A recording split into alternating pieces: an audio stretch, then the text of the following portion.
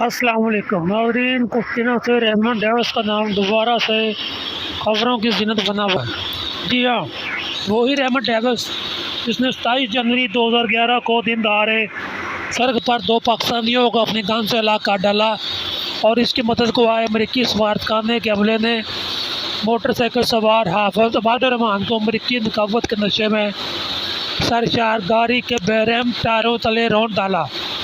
इसके बाद जो कुछ हुआ उस सब से अवाम अच्छी तरह वाकिफ़ हैं। इस ड्रामे का अख्ताम मसवे तवक्का पाकिस्तानी कानून और सालमियत और अवामी एहतजाज के अमरीका बहादुर के हाथों हर दर्जा रसवाई और जिल्लत पर मुतज हुआ। अमरीका बहादुर बड़ी शान के साथ अपने एजेंट को वापस ले गया। खैर ये तो कहानी के मालूम पहलू हैं।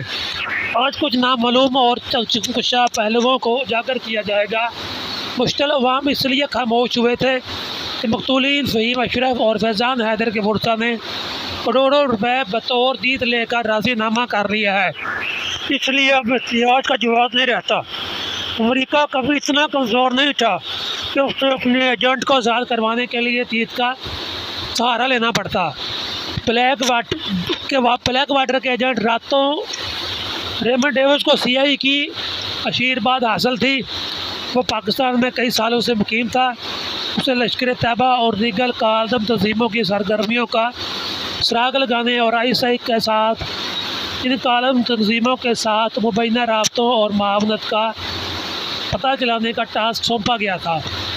क्योंकि अंग्रेज़ होने के नाते वो बज़ाते खुद कादम तंजीमों के ज़ेर तमाम मदारस और इज्तिमाआत में नहीं जा सकता, सो इस काम के लिए उसने फ़हीम अशरफ और फैज़ान हैदर की खदमात हासिल की। फैज़ान हैदर बेरोज़गार था, जबकि फ़हीम अशरफ सब्ज़ी मंडी में पल्लेदार के तौर पर मामूली रकम कमाता था।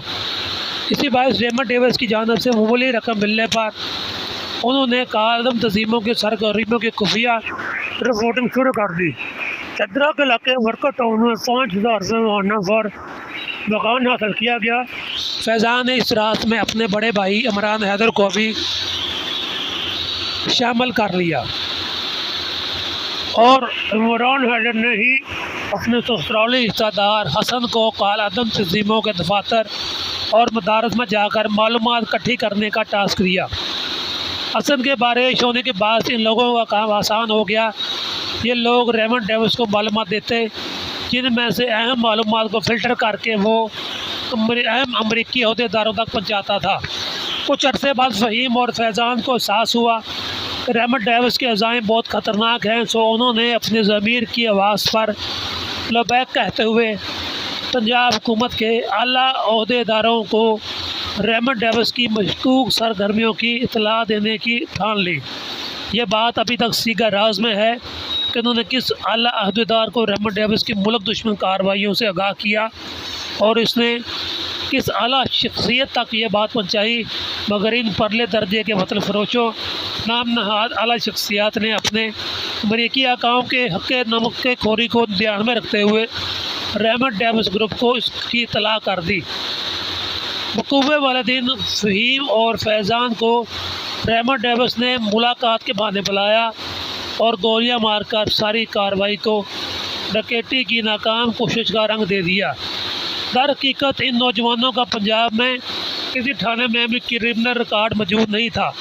इनका असल जुर्म गुर्बत था और अपनी ज़मीर की बेदारी इनके लिए परवाना साबित हुई।